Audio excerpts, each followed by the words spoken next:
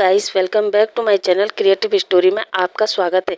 Guys, अगर आपको मेरी स्टोरी पसंद आती है तो please like share and comment करके मुझे ज़रूर बताइए कि आपको मेरी स्टोरी कैसे लग रही है। और जो भी मेरे चैनल पर नए आ रहे हैं प्लीज़ मेरे चैनल को सब्सक्राइब करें। Thank you. अब हम अपनी कहानी पर आगे बढ़ते हैं। अभी तक हमने देखा वांग जी विंग से कहता है रुको 1 मिनट, और वो बेड से उठकर विंग को अपनी पूरी बॉडी दिखाता है और विंग ये देखकर शौक। विंग कहता है ये सब क्या क्या है, किसने किया? वांग जी कहता है विंग ये सब तुमने किया, अब आगे। विंग कहता है नहीं वांग जी, ये सब मैं नहीं कर सकता। वांग जी कहता है अच्छा, जानना चाहते हो कि तुमने क्या किया? विंग पहले तो सिर ना में हिलाता है और फिर हाँ में हिलाता है। तो अब हम फ्लैशबैक में चलते हैं कि आखिर रात में क्या हुआ था। तो हम पार्टी में देखते हैं जब मैडम यू म्या से बात करने के लिए जियान फेमियान की तरफ आती है। उस समय विंग भी वहीं पर खड़ा था और मैडम यू को देखते ही विंग ने ड्रिंक के 3-4 शॉट लगाए। और फिर जब वो नशे में फुल टाइट हो गया और फिर मैडम यू के पास जाता है और मैडम यू से कहता है आंट, मेरी प्यारी आंट, मैं आज आपको यहाँ देखकर बहुत ज़्यादा खुश हूँ। और फिर जियान फेमियान के पास जाता है और कहता है अंकल, मैं आपको देखकर भी खुश हूँ। और ऐसे ही एक एक करके सबके पास जाता है और सभी को ऐसे ही कहता है कि मैं खुश हूँ, हैप्पी हूँ।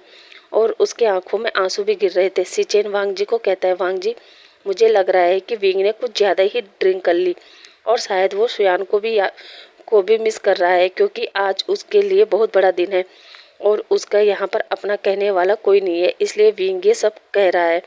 तुम ऐसा करो कि यहीं होटल में एक रूम बुक करवा दो और विंग को आराम करने दो, क्योंकि वो अगर थोड़ी देर और रहा तो कोई परेशानी खड़ी ना कर दे, इसलिए उसे आराम से रूम में ले जाकर सुला दो। वांग जी कहता है ठीक है गगा। और वो विंग को पकड़ता है और विंग से कहता है विंग चलो, तुमने कुछ ज़्यादा ड्रिंक कर ली है, चलो हम कमरे में चलते हैं। और वो विंग का हाथ खींचकर ले जाने लगता है। जैसे ही वांग जी ने विंग का हाथ पकड़ा था उसे वांग जी की उसी दिन की हरकत याद आ जाती है जिस दिन वांग जी ने विंग के साथ ज़बरदस्ती की थी। वांग जी जैसे ही विंग को एलिवेटर में ले जाता है, पहले तो वो वांग जी से कहता है प्लीज़ छोड़ो, मुझे छोड़ो। तभी वांग जी उसे पकड़कर रूम में ले जा रहा था। अब विंग जैसे ही रूम में पहुंचता है वो वांग जी से कहता है बॉस। वांग जी तो विंग के मुंह से बॉस सुनकर विंग को ही देखने लगता है। तभी विंग दोबारा वांग जी पर चिल्लाते हुए कहता है बॉस, आज आप मेरे साथ ऐसा वैसा कुछ नहीं कर सकते। वांग जी कहता है विंग, मैं कुछ नहीं करूँगा, प्लीज़ तुम चलो सो जाओ। विंग कहता है बिल्कुल नहीं, ताकि आप मेरा फ़ायदा उठा सके। वांग जी कहता है क्या फ़ायदा? विंग कहता है हाँ फ़ायदा। और फिर ड्रंक हालत में कहता है पता है उस दिन आपने मुझे कितनी बुरी तरीके से नोचा था, लेकिन आज मैं आपसे उस दिन का बदला लूँगा। और फिर वांग जी की तरफ बढ़ने लगता है। वांग जी तो सोचता है पता नहीं विंग क्या करने वाला है। और विंग एप्पल काटने वाला चाकू उठाकर कहता है बॉस, आज मैं आपको नहीं छोड़ूंगा। वांग जी विंग से कहता है विंग, इसे दूर रखो, देखो तुम्हें चोट लग जाएगी। विंग कहता है बिल्कुल नहीं, और आज मैं आपसे बदला लेके रहूँगा। वांग जी बड़ी मुश्किल से विंग के हाथ से चाकू लेता है और उसे बेड पर फेंक देता है। ये देखकर विंग को गुस्सा आता है और वो वांग जी को हिट करने लगता है। ये देखकर वांग जी उसके दोनों हाथों को पकड़ता है और कहता है विंग क्या कर रहे हो तुम? मगर विंग वांग जी से अपना हाथ छुड़ा रहा था और इसी चक्कर में वांग जी विंग को दोबारा बेड पर फेंकता है। मगर इस बार विंग वांग जी के शर्ट को पकड़ लेता है, जिसकी वजह से वांग जी की शर्ट के बटन टूट जाते हैं और विंग के सामने वांग जी के नेक, चेस्ट, यहाँ तक कि उसके एब्स भी रिवील हो गए थे। विंग वांग जी की बॉडी देखता है और फिर से उठकर वांग जी की चेस्ट पर टच करने लगता है। जैसे जैसे विंग वांग जी को टच कर रहा था, वांग जी कहता है विंग तुम क्या कर रहे हो? विंग वांग जी के लिप्स पर उंगली रख देता है और विंग वांग जी के चेस्ट पर किस करने लगता है। जैसे ही वांग जी विंग के लिप्स के साथ साथ विंग की गर्म सांसें अपनी चेस्ट पर फील होती है, वो अपनी आंखें बंद कर लेता है और अब विंग धीरे धीरे वांग जी के चेस्ट पर सॉफ्ट किसेस करना चालू कर देता है। और साथ ही साथ उसने उसके कोट को और फिर उसके शर्ट को निकालकर उसे उसकी पूरी बॉडी पर हाथ फिराने लगता है। और अब विंग वांग जी के लिप्स को कैप्चर करता है और उसे हॉट पैशनेट डीप किस करने लगता है। अब विंग धीरे धीरे वांग जी के नेक पर आता है और उसकी नेक पर उसे लिक करता है, बाइट करता है और फिर उसे सक करता है। जब विंग वांग जी के चेस्ट पर अपना लब बाइट देखता है तो उसके फेस पर एक स्माइल आ जाती है और वो वांग जी के ऊपर ही बैठकर कहता है वांग जी, ये लब बाइट कितना अच्छा लग रहा है ना? वांग जी विंग के फेस पर स्माइल देकर कहता है, विंग तुम्हें अच्छा लगा? ये विंग कहता है, हाँ मुझे बहुत अच्छा लगा है, मेरा मन कर रहा है मैं हर जगह पे तुम्हें लब बाइट दूँ। वांग जी कहता है, ओके फिर दे दो, वैसे भी ये बॉडी तुम्हारी और मैं भी। विंग कहता है, क्या सच में मैं इस पर और लब बाइट बना सकता हूँ? वांग जी कहता है, अब तो विंग वांग जी के पूरी बॉडी पर लब बाइट बना देता है और अब जब उसके लब बाइट पूरे हो जाते हैं, अब विंग कहता है, वांग जी क्या आज मैं टॉप बनूं? वांग जी विंग की खुशी के लिए बॉटम बनने को तैयार हो जाता है और फिर जैसे ही विंग अपने कपड़े निकालता है और वांग जी के साथ इंटीमेट होने की कोशिश करता है, मगर विंग का प्राइवेट पार्ट तैयारी नहीं होता। विंग कहता है, वांग जी ये तैयारी नहीं हो रहा है, मैं क्या करूं? वांग जी कहता है, विंग रुको मैं तैयार करता हूं। और वांग जी विंग के लिप्स को विंग को फ्लिप करता है और विंग के लिप्स को कैप्चर कर लेता है और विंग को डीप पैशनेट किस करने लगता है। जब विंग को ब्रीथ लेने में परेशानी होने लगती है, तब वांग जी विंग को छोड़ता है और फिर उसके चेस्ट पर उसे लिक सक करते करते उसके प्राइवेट पार्ट पर आता है और जैसे ही वांग जी विंग के प्राइवेट पार्ट को टच करता है तो देखता है विंग तो सो गया। वांग जी ये देखकर मुस्कुराता है और मन में कहता है, विंग तुम इतने क्यूट क्यों हो? मगर अब वांग जी का प्राइवेट पार्ट हार्ड हो चुका था। वो कहता है, अब इसका मैं क्या करूं? और वॉशरूम में जाकर मास्टरबेट करता है और फिर वांग जी भी विंग के पास आता है और वहीं विंग के पास लेट जाता है। तो यहाँ हमारा फ्लैशबैक खत्म होता है। विंग तो वांग जी की बात सुनकर कहता है, वांग जी तुम झूठ कह रहे हो ना, मैंने ऐसा वैसा कुछ नहीं किया। वांग जी विंग से कहता है, विंग अगर मुझे पता होता कि सुबह होने पर तुम्हें कुछ भी याद नहीं रहेगा तो मैं तुम्हारे लिए वीडियो बनाता, पर गलती हो गई। लेकिन कोई बात नहीं, अगली बार से जब भी तुम ड्रिंक करोगे तो मैं तुम्हारी वीडियो ज़रूर बनाऊंगा। विंग वांग जी के ऊपर ब्लैंकेट फेंकता है और वॉशरूम भाग जाता है क्योंकि उसे खुद पर शर्म आ रही थी कि उसने वांग जी के साथ रात में ऐसा किया था। तभी वांग जी बाहर से कहता है, विंग अब शर्माने की ज़रूरत नहीं है और जल्दी फ्रेश हो जाओ, बाहर आओ। अब विंग अंदर शायद फील कर रहा था और सोच रहा था, थैंक गॉड कल मैंने पार्टी में कुछ ज़्यादा ही तमाशा नहीं किया। और फिर वो शावर लेता है और बाहर आता है, मगर वो वांग जी से ना तो कुछ बोलता है और ना ही उसे नज़र उठाकर देखता है और उससे दूर ही रह रहा था, मतलब वांग जी को इग्नोर कर रहा था। मगर वांग जी खुद विंग के पास आता है और उसे हक करते हुए कहता है, विंग क्या हुआ, तुम मुझे इग्नोर क्यों कर रहे हो? विंग कहता है, नहीं तो ऐसी कोई बात नहीं है। वांग जी कहता है, अच्छा फिर तुमने अपनी नज़रें क्यों झुकाई है, यहाँ देखो। और विंग फिर हिम्मत करके वांग जी की आंखों में देखता है। वांग जी विंग से कहता है, अब बताओ क्या हुआ? विंग वांग जी की बॉडी को टच करते हुए कहता है, सॉरी वांग जी, मैं ये सब नहीं करना चाहता था, पता नहीं मैंने ये सब कैसे कर दिया। वांग जी कहता है, विंग तुम्हें टेंशन लेने की ज़रूरत नहीं है और वैसे भी ये सब करके मुझे एक बात तो पता चल गई। विंग कहता है, कौन सी बात वांग जी? वांग जी कहता है, विंग यही कि तुम मुझसे बहुत प्यार करते हो। और फिर वांग जी विंग के लिप्स पर एक सॉफ्ट किस करता है और कहता है, अच्छा मैं भी सावर लेकर आता हूँ, फिर हम निकलते हैं। विंग हाँ में सिर हिलाता है। अब वांग जी अपना टावल लेता है और फ्रेश होने चला जाता है। इधर विंग वहीं खिड़की के पास खड़ा होता है और अब वो सीरियस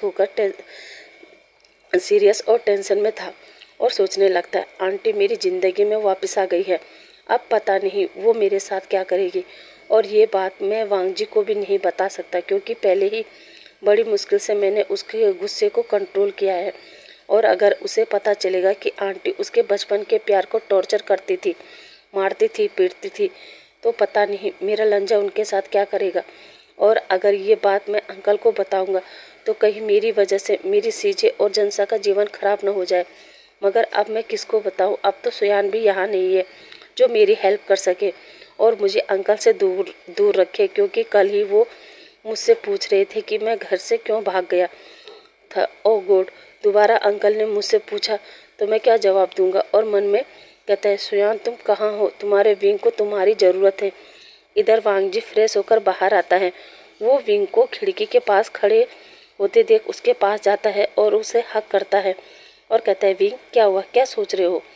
विंग वांग जी के टच से एकदम सेंस में आता है और कहता है, कुछ नहीं, वो मैं आज का मौसम देख रहा हूँ, कितना सुहाना मौसम है ना। आज वांग जी भी खिड़की के बाहर देखता है और वो सोचता है, रोज की तरह ही तो मौसम है, फिर विंग इसे सुहाना क्यों कह रहा है? पर वो विंग से कहता है, हाँ विंग आज का मौसम वाकई सुहाना है। और फिर कहता है अब चले। विंग कहता है वैसे क्या तुम और मैं आज कहीं और चले? वांग जी कहता है क्यों? विंग कहता है क्यों का क्या मतलब?